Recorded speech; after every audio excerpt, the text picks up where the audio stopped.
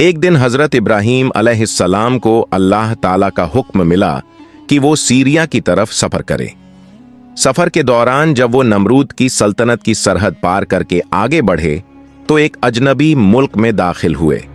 वहां एक जगह थी खजाना वाजा। उन्होंने देखा कि लोग खूबसूरत लिबास पहने सज धज कर एक ही दिशा में दौड़े जा रहे हैं। हजरत इब्राहीम अलैहिस्सलाम को यह मंजर देखकर हैरत हुई। उन्होंने एक शख्स से पूछा, भाई ये सब लोग कहां जा रहे हैं? उसने जवाब दिया, जनाब हमारे बादशाह की इकलौती बेटी सायरा खातून पिछले 7 दिनों से लोगों को बुला रही है। वो अपनी पसंद का शौहर चुनना चाहती है। हर रोज महल में एक बड़ा जलसा होता है, मगर अब तक किसी को उसने पसंद नहीं किया। यह सुनकर हजरत इब्राहीम अलैहिस्सलाम के दिल में ख्याल आया, चलो मैं भी देखता हूं कि मामला क्या है। अभी उन्होंने ये इरादा ही किया था कि अल्लाह रब्बुल आलमीन की तरफ से एक आवाज आई, ए इब्राहीम उस जलसे में जाओ। मेरा फैसला है कि उस राजकुमारी का निकाह मैं तुम्हारे साथ कराऊंगा। अल्लाह का हुक्म पाते ही हजरत इब्राहीम अलैहिस्सलाम राजमहल की तरफ रवाना हो गए। थोड़ी ही देर में वो उस जगह पहुंचे जहां लोगों का सैलाब उमड़ा हुआ था। भीड़ इतनी ज्यादा थी कि आगे तो क्या बीच में भी जगह न थी, इसलिए वो पीछे जाकर एक खजूर के पेड़ के नीचे खड़े हो गए। कुछ देर बाद बेहद हसीन और नूरानी चेहरा लिए राजकुमारी सायरा खातून अपनी सहेलियों के साथ मंच पर आईं। उनके हाथ में था हीरे मोतियों से सजा एक ताज। वो एक एक करके सब लोगों को देखने लगीं, मगर किसी पर उनकी नजर न ठहरी। जब वो पीछे की तरफ आईं, उनकी निगाह अचानक ठहर गई। वो थे हजरत इब्राहीम अलैहिस्सलाम, क्योंकि उनके माथे पर चमक रहा था नूर ए मोहम्मदी सल्लल्लाहु अलैहि वसल्लम। ऐसा नूर की पूरी महफिल रोशन हो उठी। सायरा खातून की नजर उसी नूर पर जम गई। वो कुछ पल ठिठक कर देखती रह गईं, फिर धीरे धीरे कदम बढ़ाते हुए हजरत इब्राहीम के सामने आकर रुक गईं। यहीं से शुरू हुई एक पाक और मुकद्दस कहानी, वो कहानी जिसे खुद अल्लाह ताला ने तय किया था। राजकुमारी सायरा उस नूर की चमक से इस कदर प्रभावित हुईं कि उनकी निगाहें बस इब्राहीम अलैहिस्सलाम पर टिक गईं। वो मुस्कुराईं और अपने हाथों से वह शाही ताज उठाकर हजरत इब्राहीम अलैहिस्सलाम के सर पर सजा दिया। जैसे ही ताज उनके सर पर रखा गया, पूरा दरबार तालियों और मुबारक हो की गूंज से भर उठा। हर तरफ से खुशी की आवाजें आने लगीं। राजकुमारी की सहेलियां और महल के पहरेदार दौड़ते हुए आए और उनके हुक्म से हजरत इब्राहीम को शाही मेहमान खाने की तरफ ले जाया गया, ताकि उन्हें राजसी अंदाज में तैयार किया जा सके। कुछ ही देर में यह खबर बादशाह तक पहुंची, आपकी इकलौती बेटी सायरा खातून ने अपना जीवन साथी चुन लिया है। यह सुनते ही बादशाह का चेहरा खुशी से दमक उठा। उसने तुरंत ऐलान किया, जल्द से जल्द राजकुमारी का निकाह अदा किया जाए। राजमहल में चारों ओर तैयारियों की रौनक फैल गई। दावत के पैगाम हर सूबे तक भेज दिए गए। महल के हर कोने में रोशनी, संगीत और खुशबू भर गई। गायक अपने साज संभालने लगे, रसोइये स्वादिष्ट पकवान तैयार करने में लग गए और दरबार जगमगा उठा। थोड़ी देर बाद हजरत इब्राहीम अलैहिस्सलाम को शाही पोशाक पहनाई गई। वो तो पहले ही अपने जमाने के सबसे खूबसूरत इंसानों में से थे, मगर जब उन्होंने वह रॉयल लिबास पहना तो उनका चेहरा पहले से भी ज्यादा नूरानी लगने लगा। लोग दंग रह गए। ऐसी सूरत तो जैसे कोई फरिश्ता उतरा हो आसमान से। हर जुबान पर यही बात थी, राजकुमारी सायरा ने वाकई अपने लिए एक लायक और मुकम्मल हमसफर चुना है। थोड़ी ही देर में बादशाह ने दोनों को सुनहरे सिंहासन पर बिठाया। पूरा दरबार आदर से झुक गया, सलाम पेश किया और फिर पूरे मुल्क में खुशियों की लहर दौड़ गई। ढोल, नगाड़े, नाच गाना, पूरा महल जैसे खुशी से झूम उठा। जब हलचल थम गई, बादशाह के हुक्म पर एक नेक और आलिम शख्स को बुलाया गया और उनके हाथों हजरत इब्राहीम अलैहिस्सलाम और बीबी सायरा खातून का निकाह अदा हुआ। क्या ही पुरनूर और मुबारक महफिल थी वो। हर तरफ रोशनी, दुआएं और खुशबुओं की लहर। निकाह के बाद हजरत इब्राहीम अलैहिस्सलाम राजकुमारी के शौहर बने और पूरे राज्य में इज्जत, सुकून और सम्मान के साथ रहने लगे। नौकर चाकर, दास और दासियां हर वक्त उनके इशारे पर तैयार रहते। जिंदगी सुकून और नेमतों में गुजरती रही। मगर फिर एक दिन अल्लाह रब्बुल आलमीन का पैगाम आया। फरिश्ता जिब्राइल अलैहिस्सलाम हाजिर हुए और बोले, ए अल्लाह के नबी, आपके रब का हुक्म है कि आप सीरिया शाम की तरफ हिजरत करें। जब हजरत इब्राहीम अलैहिस्सलाम ने जिब्राइल अलैहिस्सलाम की जुबान से वही अल्लाह का पैगाम सुना तो उनका दिल बेचैन हो उठा। नबूवत की जिम्मेदारी निभाने का जोश उनके रग रग में दौड़ गया। उन्होंने फौरन अपने ससुर राजा के पास जाकर अदब से कहा, ए बादशाह, मैं कोई आम इंसान नहीं बल्कि अल्लाह ताला का भेजा हुआ नबी और रसूल हूं। मेरा मकसद इस दुनियावी आराम और ऐशो आराम की जिंदगी नहीं बल्कि लोगों को भटकाव से निकालकर अल्लाह के सीधी राह पर लाना है। अब मेरे रब ने मुझे हुक्म दिया है कि मैं यहां से निकलकर सीरिया शाम की तरफ हिजरत करूं। बादशाह ने यह सुनकर मुस्कुराते हुए कहा, ए अल्लाह के नबी, आप पर सलाम हो, जाइए, अल्लाह ताला आपकी हिफाजत करे, आपकी मंजिलें मुबारक हों। उन्होंने इब्राहीम अलैहिस्सलाम को रुखसत की इजाजत दी और दुआओं के साथ विदा किया। इसके बाद हजरत इब्राहीम अलैहिस्सलाम अपनी बीवी सायरा खातून और 2 पहरेदारों के साथ सफर पर निकल पड़े। कस्बा दर कस्बा, बस्ती दर बस्ती और शहर दर शहर वो धीरे धीरे सीरिया की तरफ बढ़ते जा रहे थे।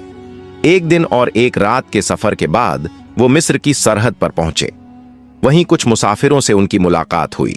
उन्होंने हजरत इब्राहीम से कहा, ए अजनबी, आप लोग कहां जा रहे हैं? क्या आपको मालूम नहीं कि मिस्र का बादशाह बड़ा जालिम और बदकार इंसान है? उसने हर रास्ते पर अपने सिपाही बिठा रखे हैं। जो भी माल और दौलत लेकर गुजरता है वो जबरन लूट लिया जाता है और अगर कोई खूबसूरत औरत दिख जाए तो उसे पकड़कर महल में ले जाया जाता है जहां बादशाह उसका अपमान करता है। इसलिए आप लोग मिस्र का रास्ता छोड़ दीजिए। यह सुनकर हजरत इब्राहीम अलैहिस्सलाम के दिल पर बोझ सा आ गया। उन्होंने सिर झुका लिया और नम्र आवाज में दुआ करने लगे, ऐ मेरे रब, अब मैं क्या करूं? तभी अल्लाह रब्बुल आलमीन की तरफ से पैगाम आया, ऐ इब्राहीम, मेरे हुक्म से मिस्र का रास्ता अख्तियार करो क्योंकि सीरिया तक पहुंचने का यही रास्ता है। हजरत इब्राहीम अलैहिस्सलाम ने जब अल्लाह का हुक्म सुना तो बिना झिझक उस पर अमल किया। पूरे भरोसे और ईमान के साथ वो मिस्र की तरफ चल पड़े। रास्ते में चलते हुए उन्होंने एक तदबीर सोची क्योंकि अब उन्हें मालूम था कि मिस्र का बादशाह बदनीयत और जालिम इंसान है और उसके सिपाही राहगीरों को लूटने से पीछे नहीं हटते। उन्होंने अपनी बीवी सायरा को एक लकड़ी के संदूक में बिठाया और उस संदूक को अपने सर पर रखकर आगे बढ़ने लगे। लेकिन ज्यादा दूर नहीं गए थे कि रास्ते में कुछ पहरेदारों ने उन्हें रोक लिया। उनमें से एक ने ऊंची आवाज में कहा, रुको, जो कुछ तुम्हारे पास है सब हमारे हवाले करो और यह संदूक, इसमें क्या छिपाया है, हमें इसे देखना होगा। हजरत इब्राहीम अलैहिस्सलाम ने नरमी से कहा, मेरे पास जितनी भी दौलत है सब ले लो, लेकिन इस बक्से को मत खोलो। मगर उन जालिम पहरेदारों ने उनकी बात की जरा भी परवाह नहीं की। उन्होंने जबरदस्ती वह बक्सा छीना और उसका ढक्कन खोल दिया और जैसे ही संदूक खुला सबकी आंखें ठहर गईं, सांसें थम गईं। अंदर बैठी थीं बीबी सायरा, एक हसीन, पाक दामन और नूरानी औरत। उनकी सूरत देखकर हर पहरेदार दंग रह गया। वो उस जमाने की सबसे खूबसूरत और शरीफ औरतों में से थीं।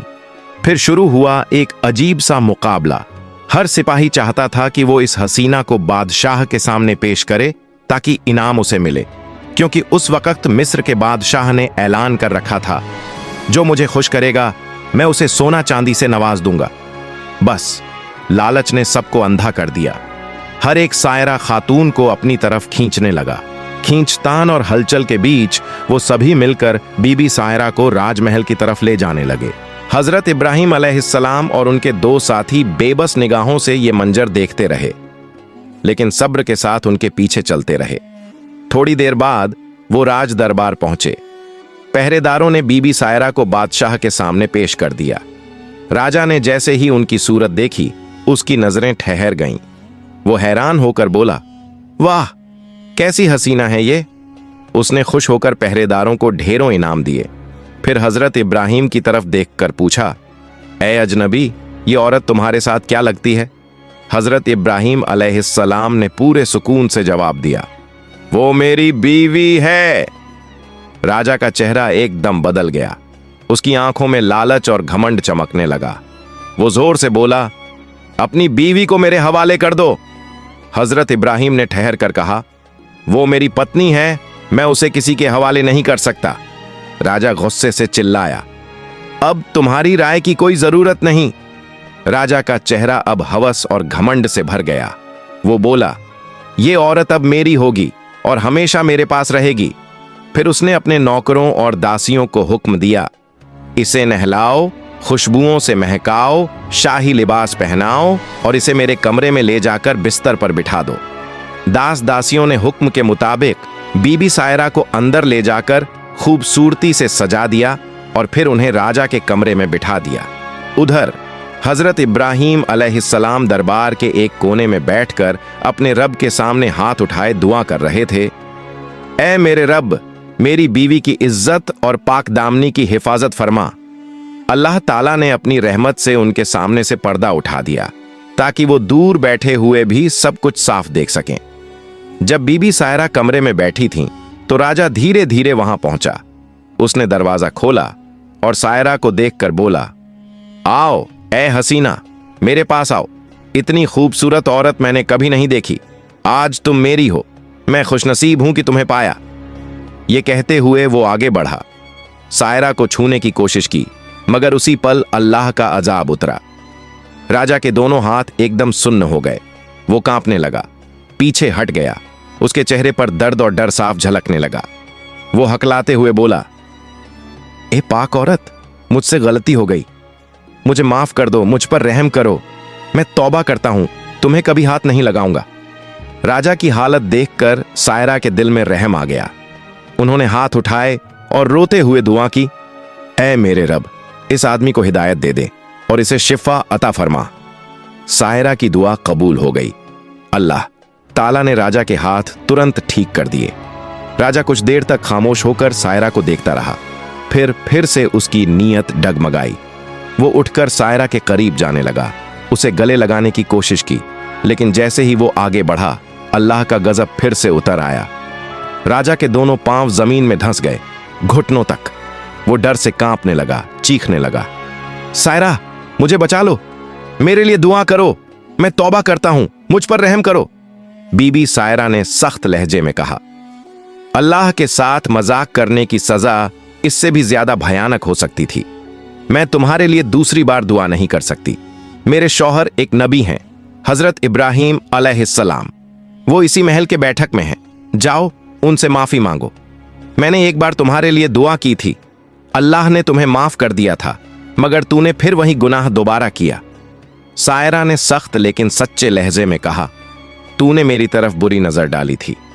अब अगर मेरे शौहर तुझे माफ कर दें तो शायद अल्लाह भी तुझे रहमत से ढक दे।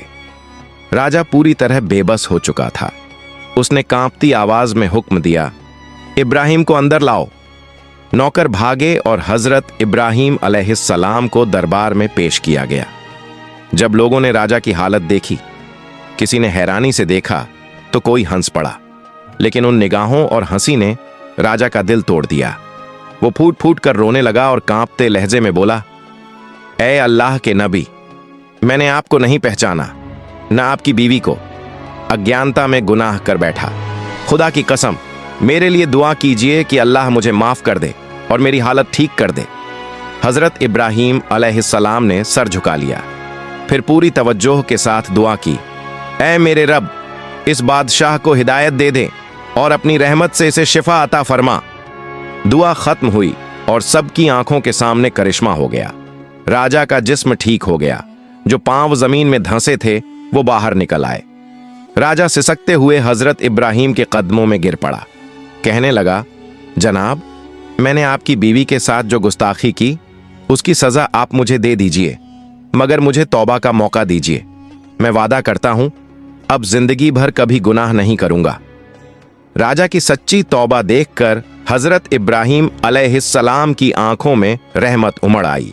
उन्होंने 2 रकत नमाज अदा की और दिल से दुआ की, या रहमान या रहीम, इस बंदे को माफ फरमा दे।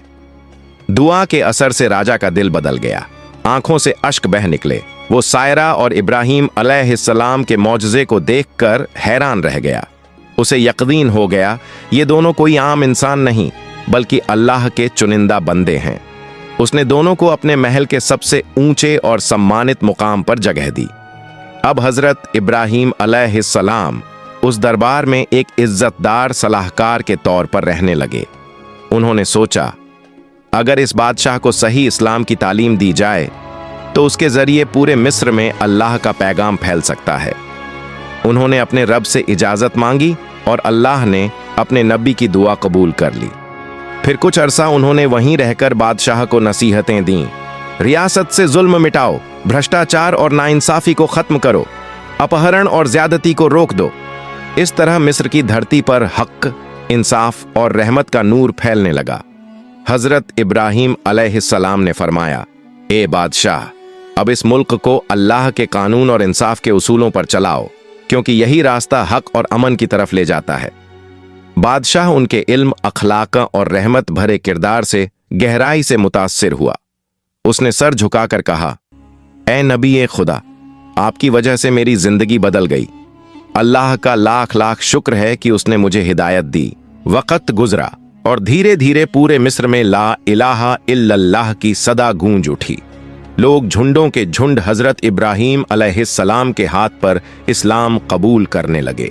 अब मिस्र की सरजमीन पर इंसाफ, अमन और तौहीद का नूर छा गया था। एक दिन जब मिस्र पूरी तरह इस्लामी हुकूमत में तब्दील हो चुका था, हजरत इब्राहिम अलैहिस्सलाम बादशाह से मुलाकात के लिए दरबार पहुंचे। नर्म लहजे में बोले, ए बादशाह, मेरे रब का हुक्म है कि अब मुझे रवाना होना है। अगर आपकी इजाजत हो तो मैं शाम, सीरिया की तरफ सफर करना चाहता हूं। यह सुनकर बादशाह का दिल भारी हो गया। वो बोला, ए अल्लाह के नबी, आपकी रहमत और आपकी नसीहतों का कर्ज मैं कभी नहीं चुका सकता। रुखसत से पहले मैं आपको एक तोहफा देना चाहता हूं। उसने अपने खास लोगों को हुक्म दिया, हाजिरा को दरबार में लाओ। कुछ ही देर में एक पाक दमन, नूरानी चेहरे वाली औरत को पेश किया गया। बादशाह ने अदब से कहा, ए नबी ए खुदा, आपने जो मुझ पर रहमत की उसके शुक्राने के तौर पर मैं यह नेक और शरीफ औरत हाजिरा आपको तोहफे में पेश करता हूं।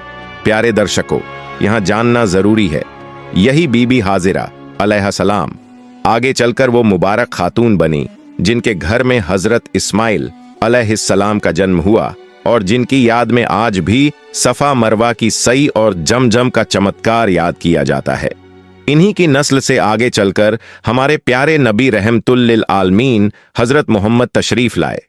असल में बीबी हाजिरा कोई साधारण दासी नहीं थीं। वो एक उच्च वंश की इज्जतदार और शरीफ औरत थीं। मगर उस दौर में जब उनका कबीला एक जंग में शिकस्त खा गया तो उन्हें कैद कर मिस्र के दरबार में लाया गया और वहीं से अल्लाह की मशीयत से वो नबी की अजीज बीवी बनी और इस्लाम के इतिहास में अमर हो गईं। हजरत इब्राहिम अलैहिस्सलाम ने इस तोहफे को शुक्राने के साथ कबूल किया। फिर बादशाह से अर्ज की, ए अजीम बादशाह, अब मैं मिस्र छोड़कर शाम रवाना होने वाला हूं। रुखसत से पहले चाहता हूं कि इस मुल्क के लोगों को कुछ आखिरी नसीहतें कर दूं। बादशाह ने इज्जत से सिर झुकाकर कहा, ए नबी ए खुदा, आपकी बात हमारे लिए कानून है। और फिर फौरन पूरे मुल्क में ऐलान करवा दिया गया, कल सुबह अल्लाह के नबी इब्राहिम अलैहिस्सलाम मिस्र की कौम को आखिरी वसीयत और पैगाम देंगे। एक खास दिन पूरा मिस्र की रईस, अमीर और बड़े अफसर एक खुले मैदान में जमा हुए जहां हजरत इब्राहिम अलैहिस्सलाम उनसे खिताब करेंगे। जैसे ही वह दिन आया, पूरा शहर उस मैदान में सिमट आया। हर तरफ भीड़ थी, सन्नाटा और रूहानी एहसास ने माहौल को भर दिया। जब हजरत इब्राहिम अलैहिस्सलाम मंच पर तशरीफ लाए तो चारों तरफ सन्नाटा छा गया। उन्होंने हाथ आसमान की ओर उठाया और कहा, ए लोगों, अल्लाह ताला से डर रखो, जुल्म, नाइंसाफी और लालच से दूर रहो। अल्लाह ही हर चीज देने वाला है, उसी पर भरोसा रखो। उनकी आवाज में इतनी रूहानियत थी कि मैदान में बैठे हर शख्स की आंखें नम हो गईं। लोगों के दिल कांप उठे। हर जुबान से निकला, हम वादा करते हैं, ए अल्लाह के नबी, हम जिंदगी भर इस्लाम के रास्ते पर कायम रहेंगे। जब यह रूहानी मजलिस खत्म हुई, हजरत इब्राहीम अलैहिस्सलाम ने सजदे में झुककर अल्लाह ताला का शुक्र अदा किया और कहा, ऐ मेरे रब, तूने अपनी रहमत से इन लोगों के दिलों में रोशनी भर दी। फिर वह धीरे धीरे बादशाह के साथ महल की तरफ रवाना हुए। चेहरे पर सुकून था, आंखों में नूर था। अगले ही दिन हजरत इब्राहीम अलैहिस्सलाम ने बादशाह और संपूर्ण देशवासियों से विदा लेने की तैयारी की। महल में सन्नाटा छा गया था। हर चेहरा उदास, हर नजर में मोहब्बत और इज्जत झलक रही थी, क्योंकि वह जा रहे थे अल्लाह के नबी, जिन्होंने मिस्र को अंधकार से निकालकर ईमान और हक की रोशनी में डुबा दिया था। प्यारे दोस्तों, हमारी कहानी यहीं समाप्त होती है। अगर आपको यह वीडियो अच्छी लगी हो तो इसे लाइक करें और कमेंट में आमीन जरूर लिखें। इस्लाम का पैगाम पूरी दुनिया में फैलाने के लिए वीडियो को शेयर करना न भूलें। और अगर आप हमारे चैनल पर नए हैं तो चैनल को सब्सक्राइब करें। अल्लाह हाफिज।